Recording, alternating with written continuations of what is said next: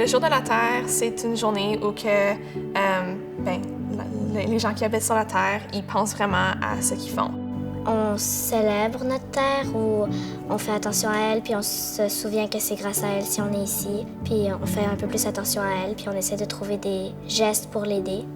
Normalement, on va dans la cour et on ramasse des déchets qu'on trouve et des fois, on va dans les parcs. Donc, moi, le jour de la Terre, je vois ça comme...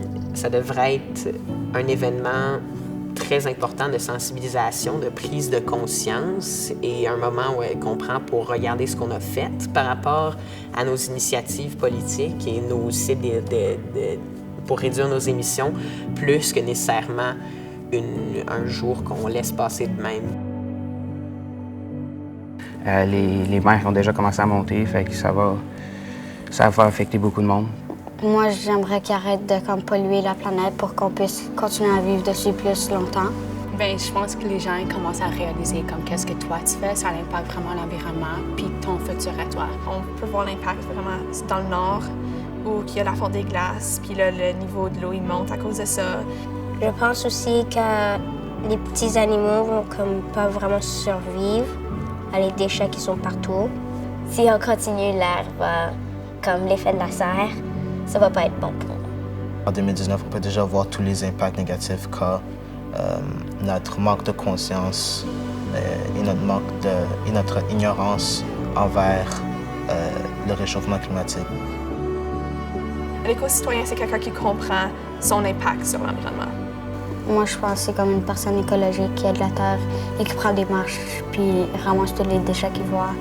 Éco pour écologique. Faire attention à ce que vous faites, faire attention à vos actions de tous les jours parce qu'il y a bien des petites actions qui passent inaperçues mais qui peuvent vraiment aider beaucoup à changer l'environnement dans une meilleure façon. Fait que c'est vraiment toutes les petites choses que tu fais qui vont avoir un gros impact. C'est quelqu'un qui est conscient de son impact. Ça, c'est étape 1, genre, pour être éco-citoyen. C'est ça, tout le monde doit faire leur partie, selon moi. Tu es un éco-citoyen parce que tu prends en considération la planète, la Terre puis la pollution, puis tu fais ce que tu peux pour l'aider.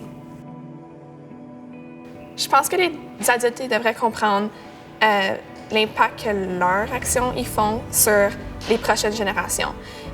Fait que s'ils pensent vraiment que c'est pas un gros problème, on n'a pas à s'inquiéter, c'est pas notre responsabilité, mais c'est pas vrai, c'est leur responsabilité parce que ceux qui aiment, puis leurs enfants, puis les générations qui vont suivre, c'est vraiment eux qui vont souffrir.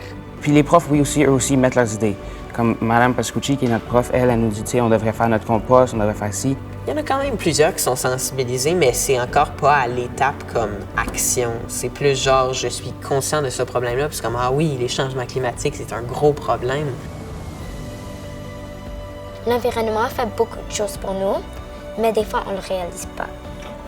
Comme les arbres qui nous donnent l'oxygène. Parce que si on fait rien, elle va devenir toute polluée.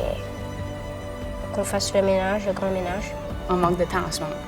C'est là que ça se passe. Parce que dans 10 ans, si on n'arrête pas, il va être trop tard.